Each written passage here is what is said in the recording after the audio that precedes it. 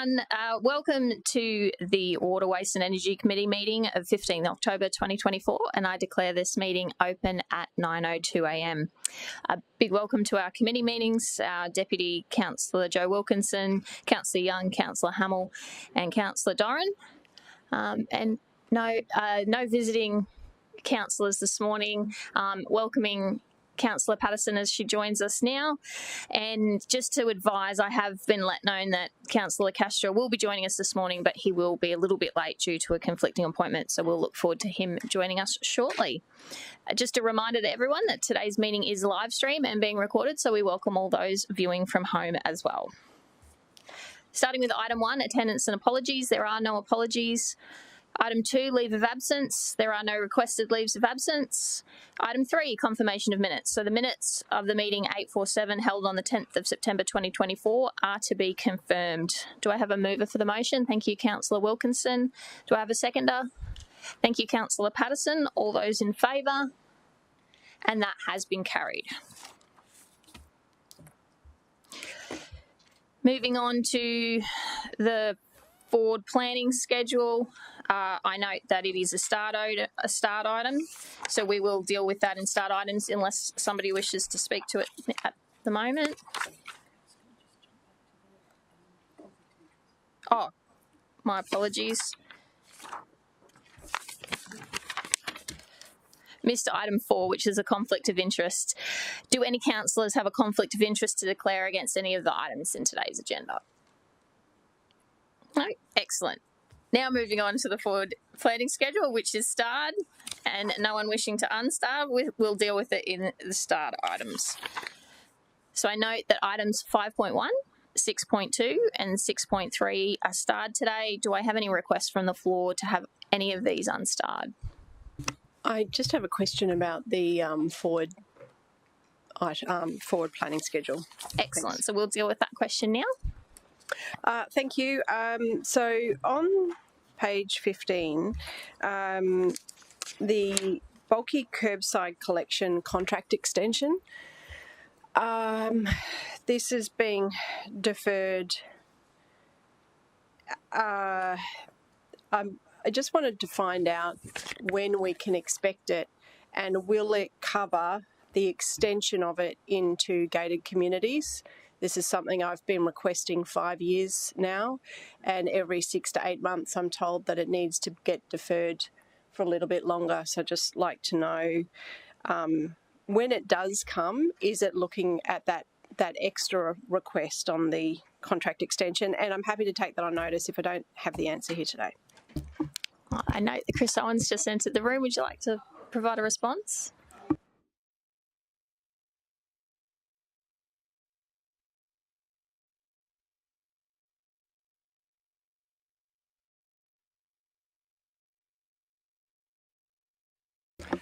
Through the chair, we're still working on the bulky curbside service, councillor. It's a fairly complicated beast, and we want to get the right mix. What we want to come back to you with is an extension so we can continue with the bulky curbside, so the blue bag style service. But again, we want to address those customers we don't currently provide a service for. It's not necessarily straightforward to go into all the different permutations of some of these residential properties for a range of reasons, but there are different options which we're exploring. Unfortunately, the collections contract team have been working through standing up of the new collections contract, the new barge contract, and a number of other contracts like our bins. So we are trying to get to this. We understand it's a valued service by the community, but we believe there's a different way of doing that. I spoke with Councillor Wilkinson recently about a couple of other options around this one, which doesn't necessarily provide a one-size-fits-all sort of approach. So why that's on the forward schedule is to ensure that we can keep the current service going while we develop these different permutations. May I appreciate that, but I think that was the same response I had 3 years ago, or 4 years ago, 3 years ago, 2 years ago. So I'm just curious, when will we actually see? There's a lot of ratepayers that are paying for a same service, and if we're not going to ultimately provide it to them, we need to review their rates. So And I appreciate it's been very complex and that the contract started and it needed to be reviewed and we needed to wait for that, but it's been quite a while.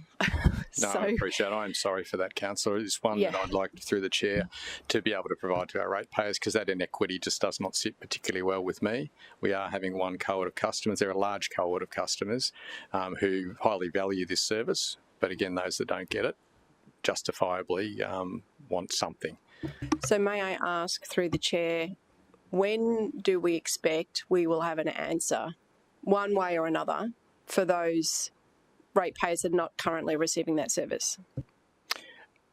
Through the Chair, I'd like to present a model to committee, which might not necessarily be a physical service. It may well be another financial arrangement for those customers. One concern that I do have with other alternative services, such as the cliched sort of two-man in a truck kind of service for different permutations, is some competition concerns around competing against local providers for these sorts of services. So there may well be a middle ground there that we have discussed around how do we provide some equity without providing 6 or 7 different services for all the different permutations. Yep, thank you. I appreciate that, but my question was, when will we be able to provide them that? Because I've been promising people for years now that we will let them know which way. So do we have? When do you expect the report to come? And when that report's come, should we finally have some clarity on it? Through the Chair, the report that's referring to on that forward schedule is really around getting permission to extend that existing bulky curbside, so not necessarily the broader strategy. We're waiting for some advice from procurement. I've asked for that again this morning around extending that existing contract. I would like to come back to Council early next year with a proposal. A broader proposal. The current contract as it stands now, what is its date of expiry? In March next year. Okay. So again, through the Chair, so sorry, just so that I understand, that item then that is noted, that doesn't cover these matters I'm talking about, is that right? That's just about the extension of the existing contract? Through the Chair, yes, that's correct, Councillor. Right, so what I'm talking about is not even on the forward planning schedule at the moment, is that right? Through the Chair, not at present, but I'm happy to put that on early next year. That'd be great. Thanks a lot. Thank you. Thank you. Thanks, Chris. Thanks, Alex. So I'll seek a mover for the forward planning schedule. Thanks, Councillor Patterson, seconded by Councillor Hamill. All those in favour? And that is carried. So we will now deal with the remaining start items, which was 6.2 and 6.3, unless anybody seeks to have those opened. No. Can I have somebody to move that? Thank Councillor Wilkinson. Thanks. Seconded by Councillor Doran. All in favour? And that is carried.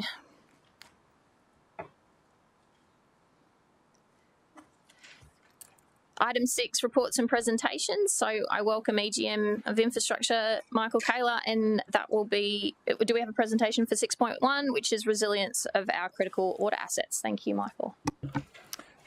Thank you, Madam Chair. While Duncan and Sean are making their way in, this report on the resilience of our critical infrastructure, there's been a great learning experience through the summer storm event last Christmas and through January.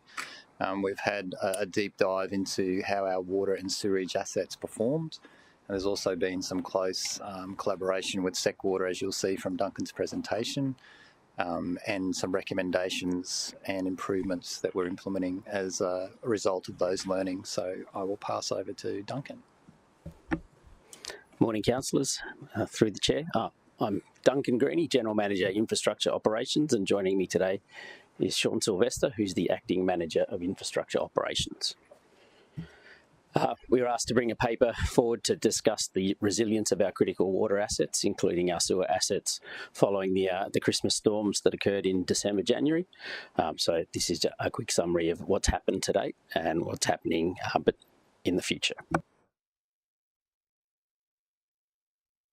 A bit of background for those who may have trouble remembering what happened at Christmas. On the 25th of December, we declared an incident following a Category 2 wind event that hit the northern Gold Coast. A Category 2 wind event has wind speeds between 89 and 117 kilometres an hour and gusts of up to 164 kilometres an hour. This hit up around Dreamworld and the northern end of the Gold Coast and resulted in widespread power outages that affected our sewage treatment plants, our sewage pumping stations and our water pumping stations, not just in that area but also across the rest of the city. From the 26th to the 31st of December, we moved into the incident response phase for the wind event that occurred. And during that time, the city was experiencing extreme heat and humidity, and this was in conjunction with ongoing power outages, which presented problems for residents and our responders alike. And then on the 1st of January, a second incident compounded the first one with an additional severe weather incident occurring that saw up to 500 mils of rainfall on parts of the Gold Coast and basically a heavy rainfall event that was from the north to the south of the city.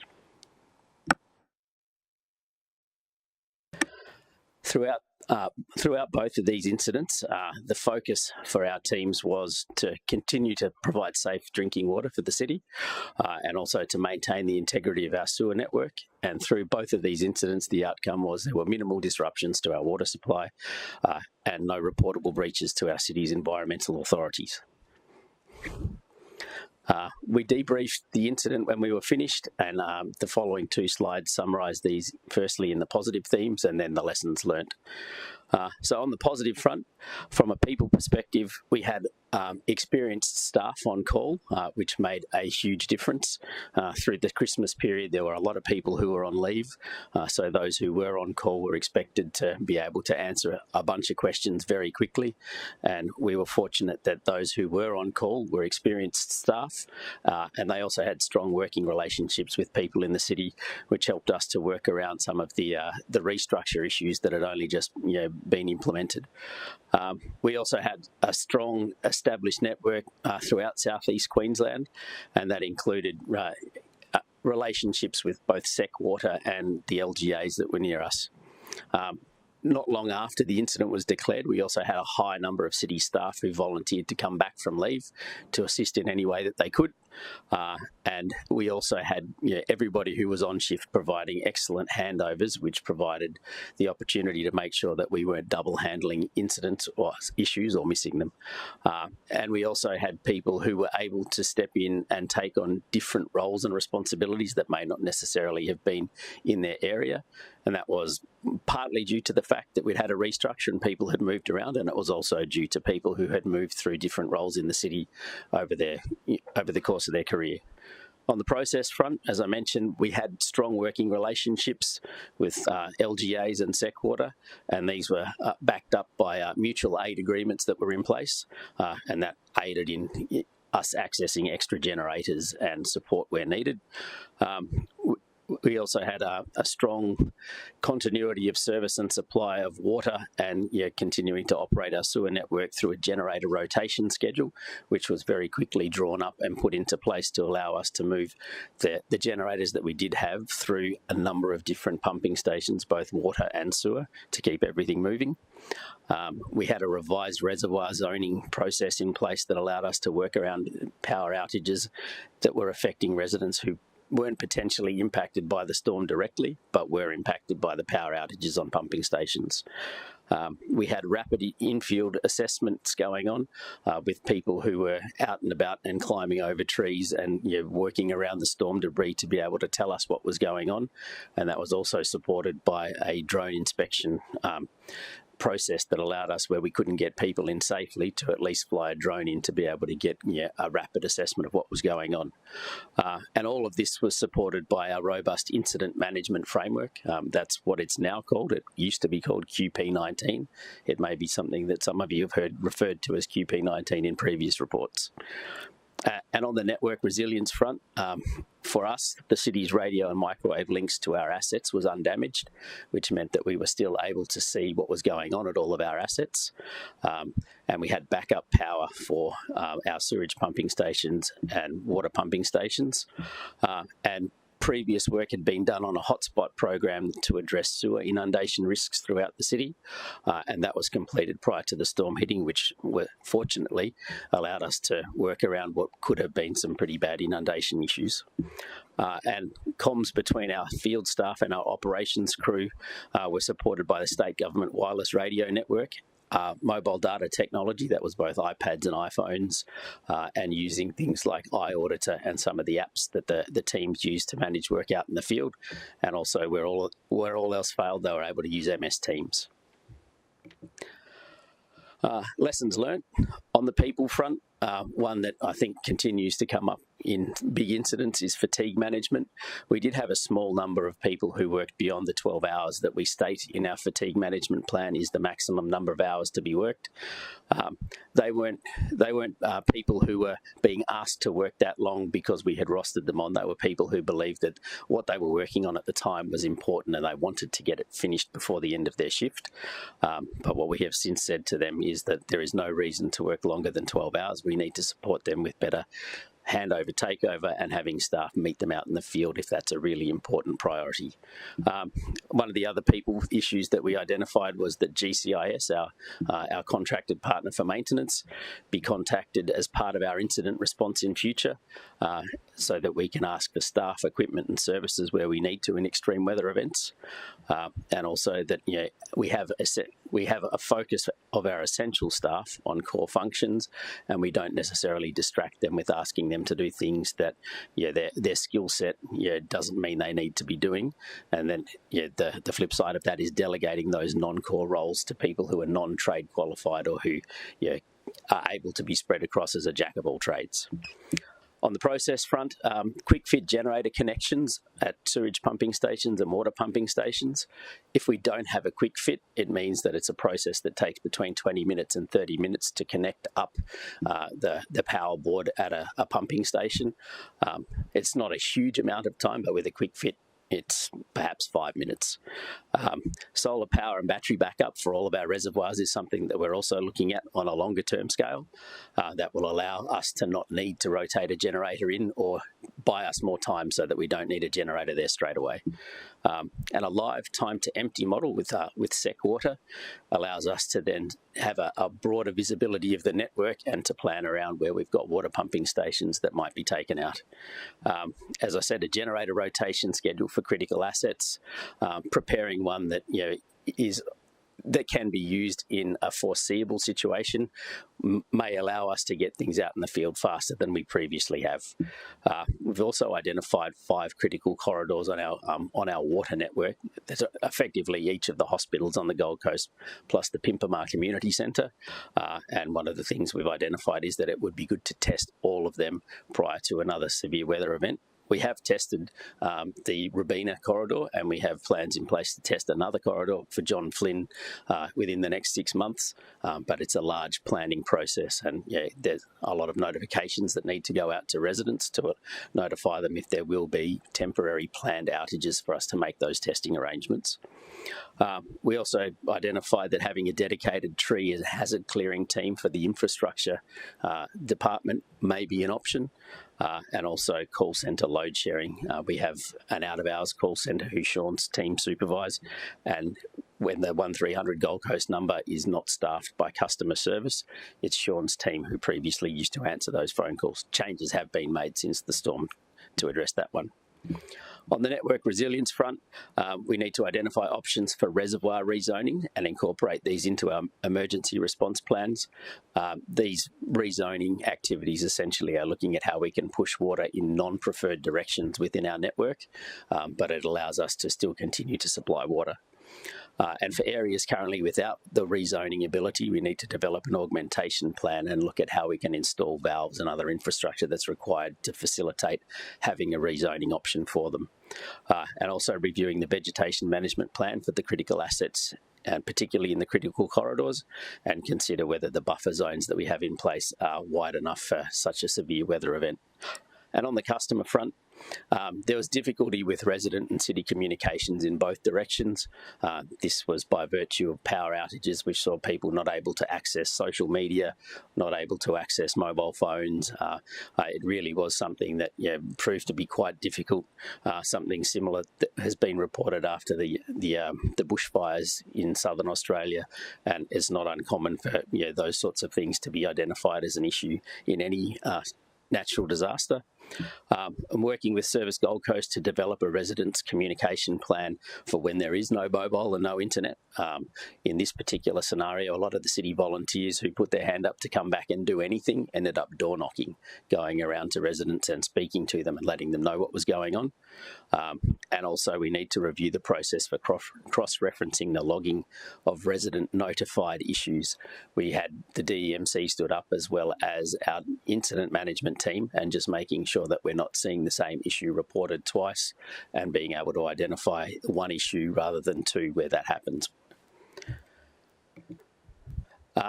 In the paper that was presented is a list of the actions and lessons learnt. It's grouped into three pieces. So these are the actions that we identified needed to be completed in the current year, and as you can see there, all but one have been completed. There's quite a number of actions that we've identified that are in process right now and will be completed in 2025. And some of the longer term ones that are part of our strategic asset management are the ones that we have identified that may push out into 2026.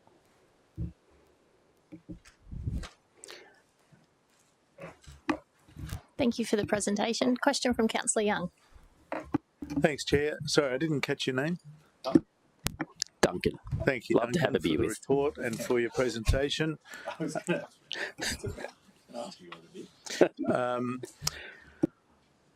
Thinking back to the storm and that period of time, it's just a very traumatic recollection altogether, with layer upon layer of difficulty imposed upon the whole community, and I'm ever so grateful for the response that we had from your team as well, and the amazing work that was done in restoring water supply and ensuring sewage operations were maintained throughout. I really mean that. And one of the significant things that did occur and was a surprise to me was the outages with the water supply from the various reservoirs around the place, and the need for people to be going around with trucks and applying generators for a short amount of time to build up the water reserve and then moving on elsewhere. I didn't notice in the actions here, I've seen a lot of actions proposed and underway to ensure we can provide quick power to those facilities, but I didn't see anything about purchasing more generators. We have something like 540 pumping stations and 10 generators. Is it intended to buy more generators so we've got a better supply? Through the chair. Councillor, one of the things that we identified is that being able to access generators is more important than owning generators, and being able to borrow them from our neighbouring LGAs allowed us to supplement what we had here, and also through Seqwater. I think the bigger issue for us is that we need to work with Seqwater for them to identify what they'll do at a water treatment plant when it's, if it is in a power outage situation, because, generators just won't be a suitable solution. But to directly answer your question, we haven't identified the need for the city to purchase more generators. What we have identified is that we need to have access to generators. Thank you. So, in the same line, you've identified the need perhaps to create a dedicated tree removal crew or for tree debris removal. Couldn't we use contractors for that?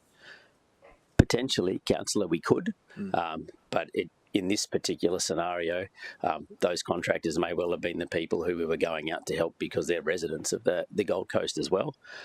Through GCIS, we would have access to contractors should we need it, but it was also something where we were considering perhaps it being a secondary duty for staff who work for the city, so that in an incident like the one we had, we could bring people in who were qualified to operate chainsaws and had done all of the required workplace health and safety training, so that rather than relying upon Michael Ham's maintenance team to get out there and do everything, we would have some people who might usually work in an office who can get out there and provide some assistance.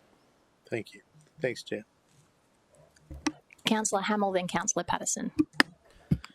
The GCIS side of things, so has that led to a contract variation to the GCIS contract?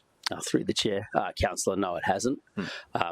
What it has led to is us sitting down with them through the joint strategic committee and identifying what a better protocol would be for getting in contact with them early and having them mobilise their staff in a similar situation where everybody might be on leave and they've got very few people who are immediately on call. GCIS, Councillor Patterson, is Gold Coast Infrastructure Solutions. Yeah. Maybe that's better for Michael Kaler to explain what GCIS is. To Councillor Patterson just asked what GCIS is. Yeah, sorry. I don't quite understand acronyms. Losing me, thanks. Through the chair. So GCIS, which is a Downer Ventia partnership, they were engaged, I think, just over 2 years ago as under a long-term partnership agreement with the city. They provide maintenance services and also minor capital services. The arrangement's quite flexible. It is a true partnership arrangement. I think the mechanism to access GCIS is there in the contract as it stands. It was probably it's that level of engagement and understanding on who and how we would respond and what capacity they can bring. So one of the key learnings will be to obviously have that dialogue with GCIS, and then if we have another incident, we're all ready to go and really clear on roles. So, Chair, it is a genuine partnership model, but including GCIS in future planning of what happens in an event might require a contract variation to formalise it. So I'd be interested if that gets to that point in the future. I'm not against that. I think that would be a good thing, that if I had the discussion and they agree to be part of that and they're going to continue that partnership, then it being embedded into the contract might be the next avenue to go down. So if and when that happens, that can come back through. I had a question about, so I know electricity network going down and then amount of generators was one thing, but so our radio and microwave network was untouched. If it would have had damage or if it would have gone down, how big an issue is that? Through the chair, it would definitely be an issue, councillor. But essentially what we would do is identify what the last known level was on a reservoir or what the last known level was on a pumping station, and we would have to model what was flowing through there or flowing out of there so that we could estimate a time to empty for a reservoir. We have a business continuity plan which considers those sorts of things. It's not ideal, but certainly it's a scenario that we do consider, and we have systems and processes in place to deal with.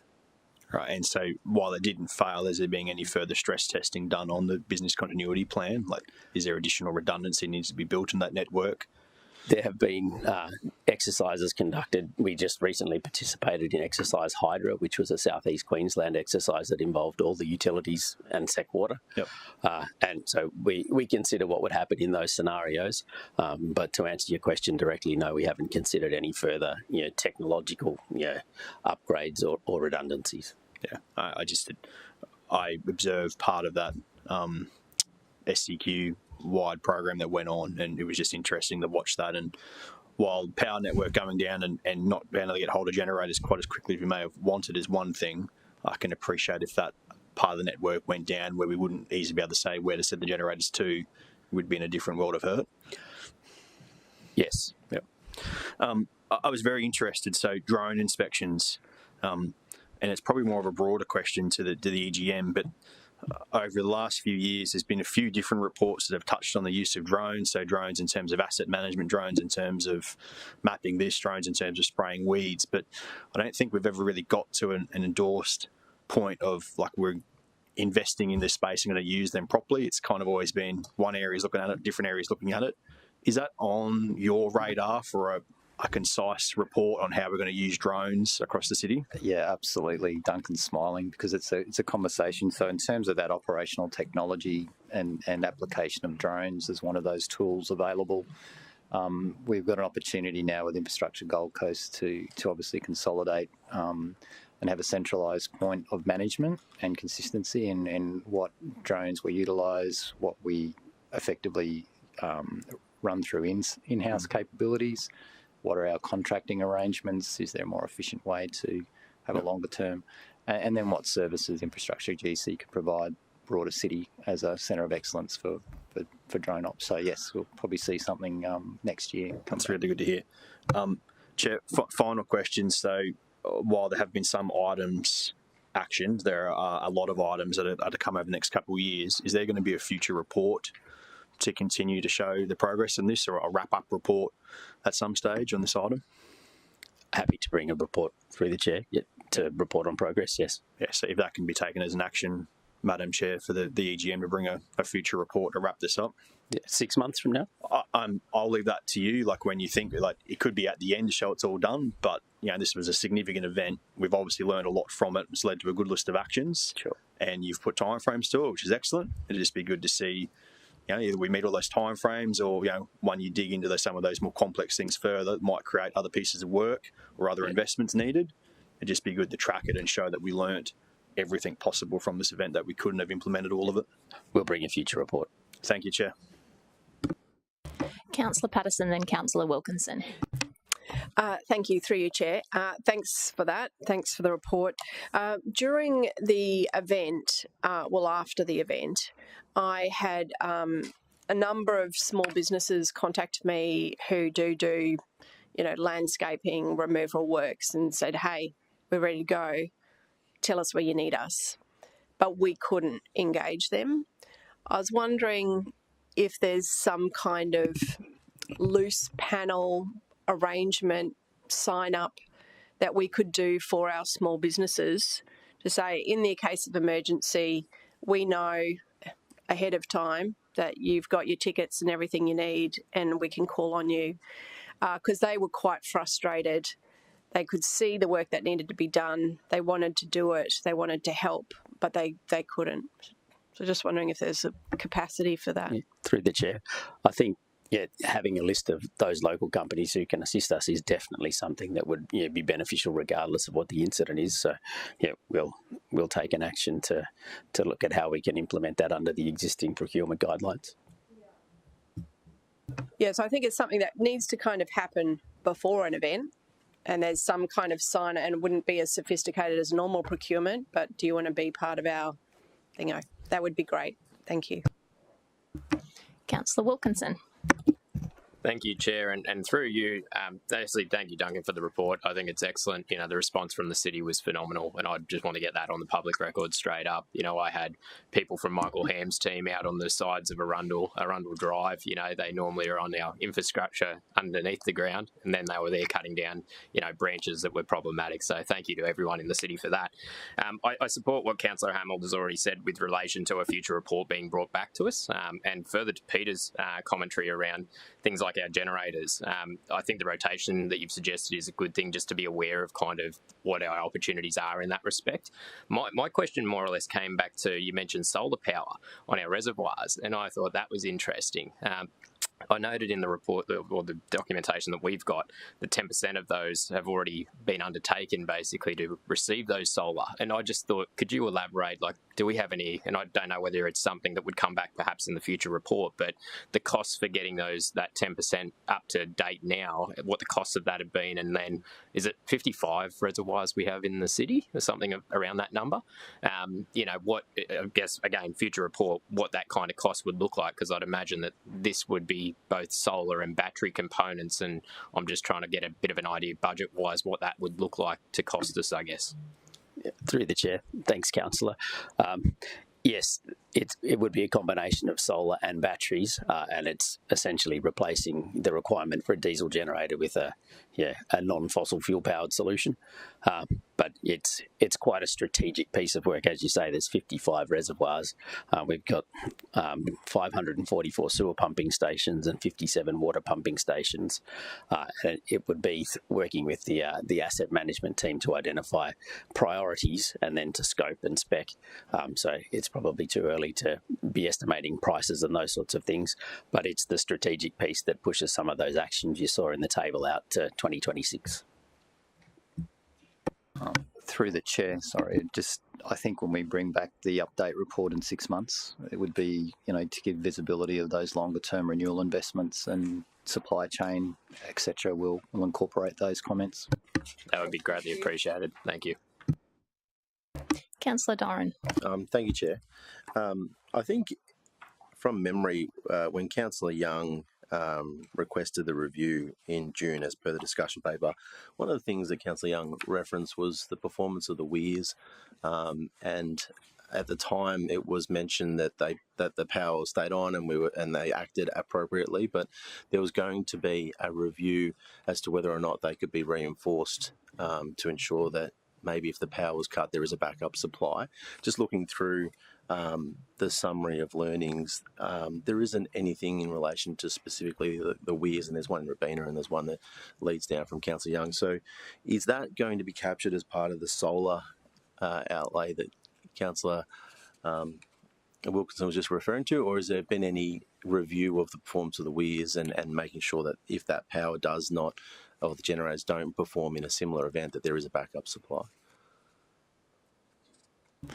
I think that, given that's not a regulated water asset, it's probably being picked up outside this particular report. But so yeah, outside the scope of this, right. Certainly, I'm conscious of that original report that came back saying the weir operated as it should have. Yeah. We are going to come back. I don't know if Mark Vaughan can enter. He's actually running that report, Councillor.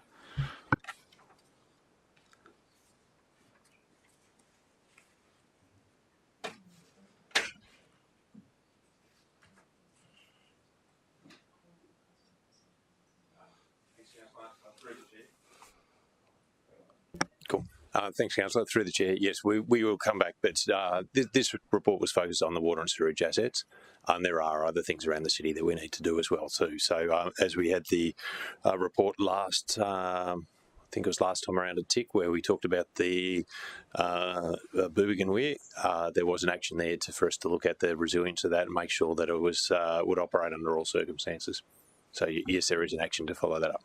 Yeah, thanks.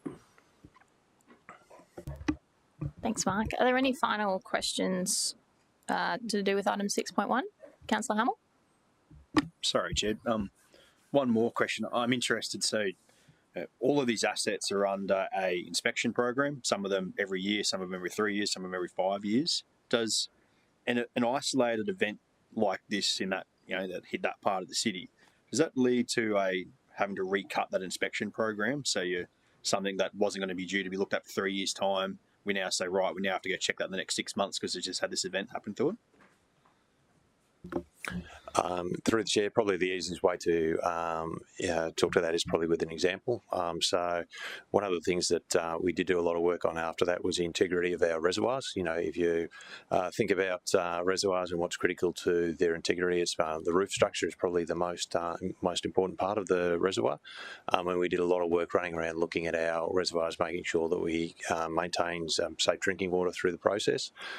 Other things like some of our underground assets, they were either obviously damaged or weren't, and so there, hasn't been a lot of, work on those. But where we thought we had a risk here, we did go out and look at things. So through you, Madam Chair, to Mark, so when would we, we're only 10 months from when the event occurred, and I can appreciate some of those inspections and some of that reporting might still be ongoing, but is there likely to be a report or part of a budget in the future where there might be some upgrades or something has to be repaired that wasn't expected to be? Yeah, through the chair, it's probably not something that I'm expecting that there'll be a large request coming through to upgrade as a direct result of the storm. Most of the damage that we had was quite obvious when, so in Councillor Curtis' area, there was an amenities block that had a tree land on, so we obviously had to make arrangements to fix those. So some of those things were quite obvious and action quickly, whereas I'm not thinking that there's a long tail of, assets with damage on them that we haven't picked up yet. So, Chair, that to me would be a sign that our inspection program on those assets is obviously, very high quality, is keeping up to it. Otherwise, we would have had the opposite. Yeah. So we do have the inspection programs that go around looking at our more critical assets, making sure that they're there, and a lot of our assets, the public reports as well too. So we had a lot of public reports at that stage of damage to city infrastructure that we worked our way through as well. So you remember we had a lot of parks that were closed for a long time that we gradually reopened when they were safe to do so, and so a lot of that gradual work took place, making sure that our assets were ready to go. Thank you. Thanks, Mark. So it looks like Councillor Patterson's beat me to a change amendment. We're just having that brought up on the screen to include that a follow-up report be brought back to the Water, Waste and Energy Committee by June 2025 to include... The wording's going to come up, but I just want to make sure that we just noted those things. So the one about the solar power, the one about some kind of procurement for agility in an emergency. So they'll just add the wording, and if there's anything else that needs to go on there, and through to Michael, if you're okay with June 25. Yep. Rather than specifying dot points, why don't you say update report? Because we won't remember what we asked for. I find these really quite useful to look back and remember what we asked for. Otherwise, I'll forget.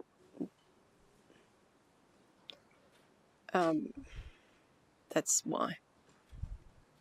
May I ask the officers with the first point on the costings of solar power reserves that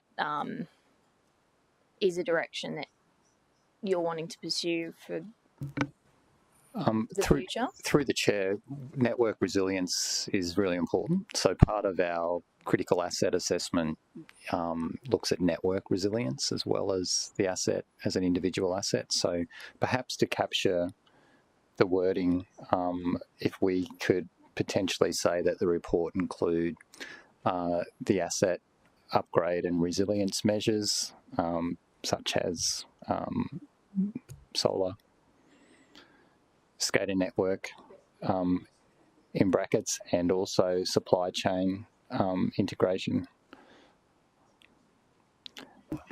I might go over and help, but if you're happy with that.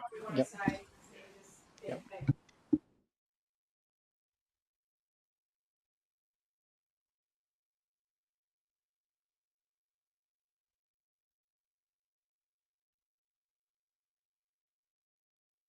And Chair, I don't need to move it. I'm happy to, but I just thought it'd be helpful for the team who've got to write things to give them some. Not a problem. I'm happy to move it. I just want to make sure that whatever direction we're giving isn't leading them down a path that is not necessary or is not in the best benefit. So just a more broader approach with the intent still underlying.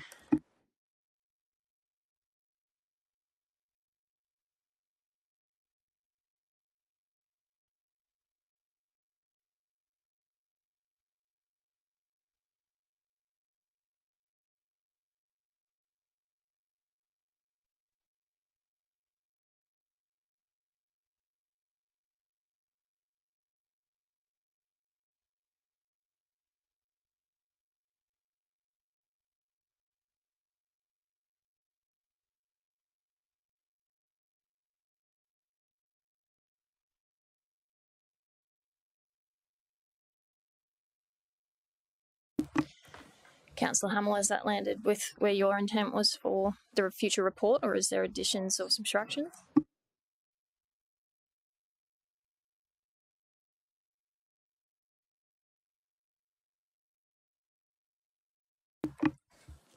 Okay, then I will move the recommendation. Do I have a seconder? I got Councillor Patterson. Would you like to speak to it, Councillor Patterson? I'll leave that to you, Chair. Would anybody like to speak against the recommendation? No? Well, I'll take the opportunity to draw out a few points from the report for public record, namely that the resilience of the city's water and sewage assets to withstand the equivalent of a Category 2 wind event was excellent, which outside a self-assessment activity was certainly my lived experience, and particularly given that I represent the area of Coomera, not only a significantly impacted suburb, but also the home of our most significant sewerage asset.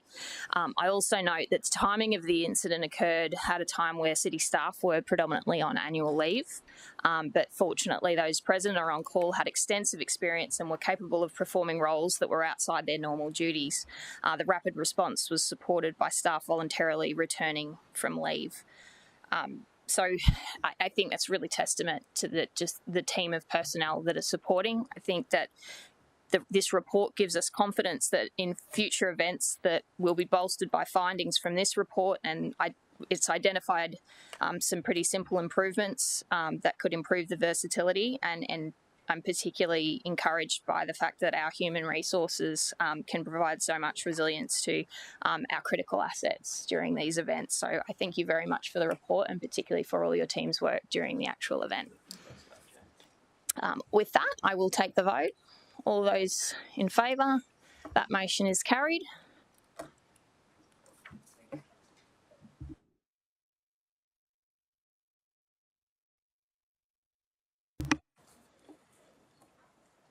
Moving on to 6.4, which is our changes to domestic customer day of bin service. Thank you, Executive General Manager Alex.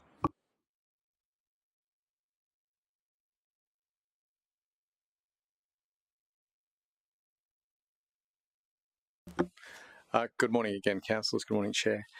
Councillors, you recall when we the September meeting, we discussed the domestic day of service charge for our residential customers' wheelie bins.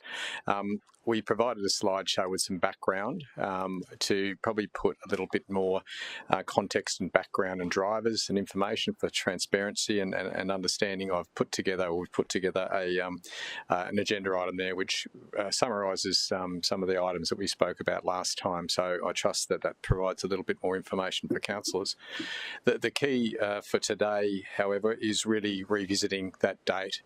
You recall when we met in September, we discussed a date for changeover for early December, and there were some concerns from councillors around that date, mainly in terms of the customer impact that would have, and some considerations around the time of year in December, getting close to the Christmas period, but also school holidays, and the timing for some key communication channels, including council and newsletters. The request for officers was to go back and look at a more appropriate date with a greater focus on customers, which we have done. I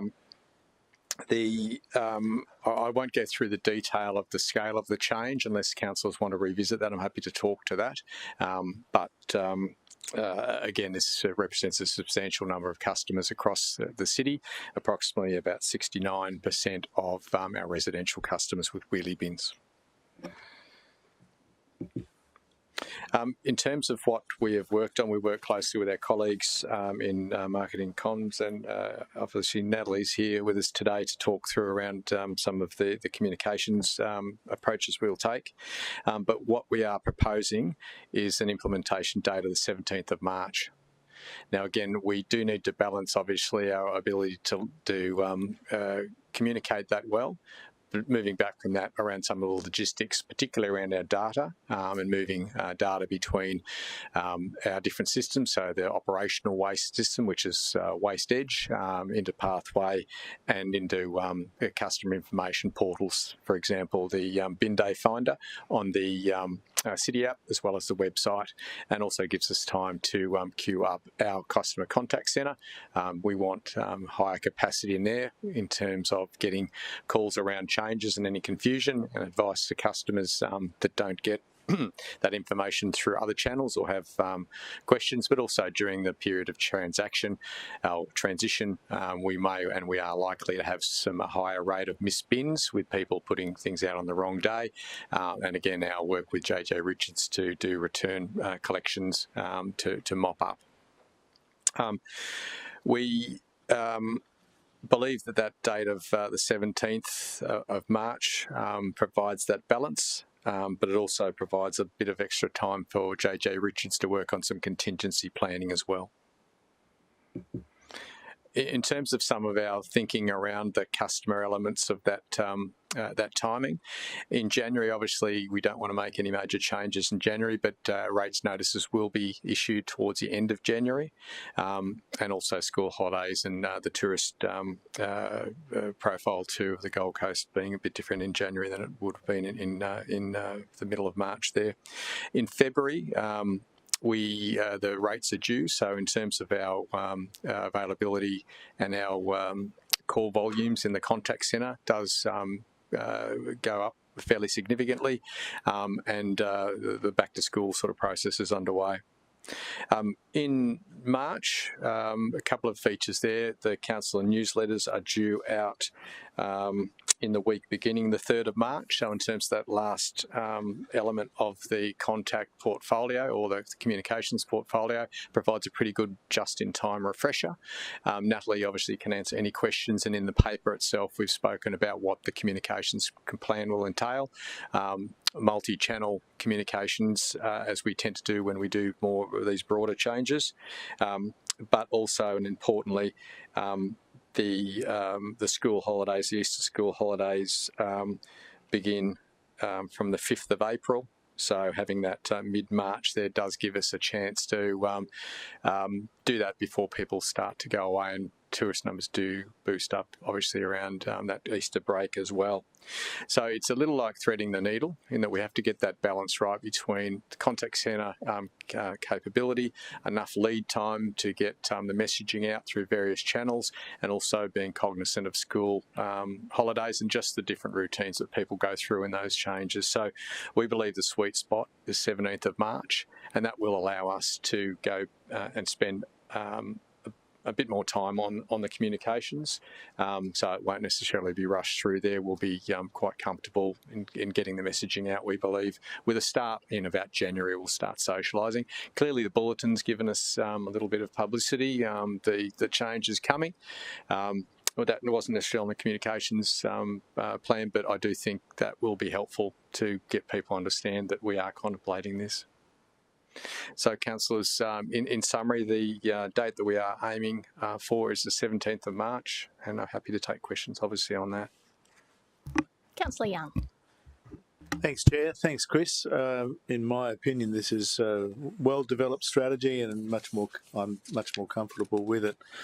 Thank you for your efforts. I just had a question in that, could you tell me today, or could you tell us today, what areas are going to be affected in our divisions? Because people will immediately start contacting us. We won't be able to wait until January.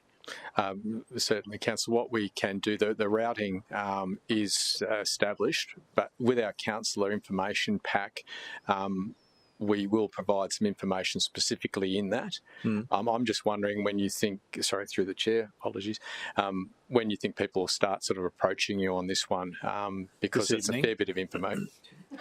Okay. I mean, if there's mention of this discussion today in the online newspaper, I've got no doubt whatsoever the questions will start from this evening, and the public discussion will commence in social media, and it won't be particularly well informed. We can be sure of that. So I just want to be prepared to be able to answer people's questions, because I've got no idea. We've got numbers here which seem pretty precise about the number of people that will be affected in terms of days that are changing and routes changing and stuff. But within our divisions, we may have a combination of those particular areas, and we need to be able to respond to that from early on, I think. Certainly, Councillor. We can pull some information together. Perhaps it could be at a higher level at this stage, just to give an indication for people when that will be changing in April. But I think core messaging that we can produce in the interim is really around changes coming. It'll be in the middle of April next year. Sorry, March. Just tried for a month variation there. I don't think that's going to work. And it will provide a really detailed range of information to those customers. So we're confident that we'll capture all of those customers, and as a fallback, we will be boosting up the numbers in the contact centre. So I think we can provide some broad information, but I guess my request to councils would be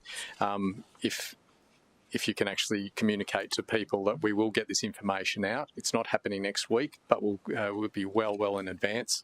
People are curious, I understand that, but this is a broad change across the city, so about 70% of properties will be affected. So if people are asking, which exact sections, we can pretty much say 70% of the Gold Coast, so 7 out of 10 people, and we'll communicate that pretty widely in the lead up. I'm not sure if that's answering your question particularly well. Look, I think you understand, it's, and I do too, that we can deliver this information over a period of time, but people's expectation will be, I want to know now if my bin day is changing or all of my bin days are changing. They want to know now. So the earlier we have that information in an accurate form, the better. Okay, right. Through the chair, what I can commit to is that we will do a large data dump out of our system. We're talking 135 or so thousand properties there. How we sort of provide that on a divisional basis, we can work on, but we can get that out to you as soon as we can assemble that information. And I do hope we won't get too many people coming in early because that's a fair bit of information for the officers to be searching. Thanks, Chris. Thanks, Madam Chair. Through the chair, if you wouldn't mind, I'd just like to follow up on that as well. We can certainly provide some whole of city communications to clarify what's the intent. 17th of March, more detailed communication will flow from early to mid-January. And all divisional councillors will be provided with a pack, and it's a cohesive pack which includes key messages as well as specifics that you can use together. And I think that way we'll hopefully be able to provide accurate information and manage expectations at the same time. Thank you. Anything else? Okay, can we just get the current recommendation on the screen, and I might seek just a very, very minor amendment just to do with semantics. At the moment it says that council notes the plan changes to the routing of waste and recycling vehicles servicing domestic customer bins and the resultant changes to bin service days, but because we are not privy to that information yet, I would just ask that we replace the with a resultant change to bin service days, so it's a little bit clearer. I appreciate this is by and large an operational decision, so I think it's important that it's clearer that the motion is that we realise there is a change and there.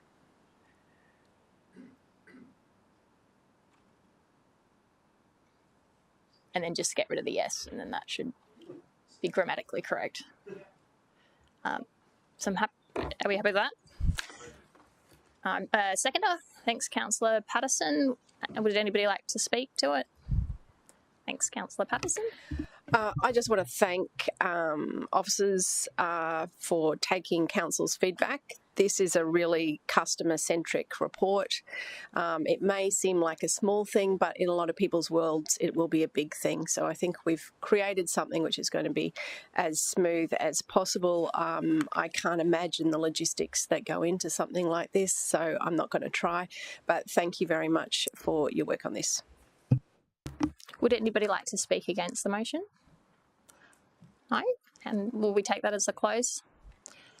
All those in favour? That motion is carried. Councillor Hamill. Would move an apology for Councillor Castro since he has been unable to reach the meeting before we're going to close it.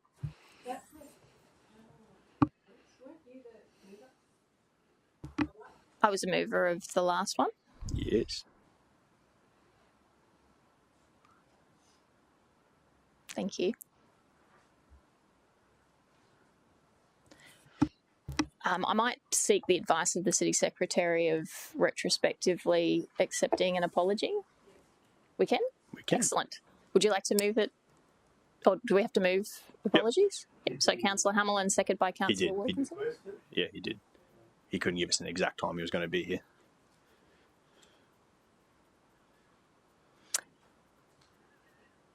Did you want to speak to it? Anyone want to speak against it? No. Excellent. All those in favour? And that motion is carried. And I'm not aware that there is any general business, none arising from the meeting, so we will call the meeting closed at 10:02. Thank you for your attendance.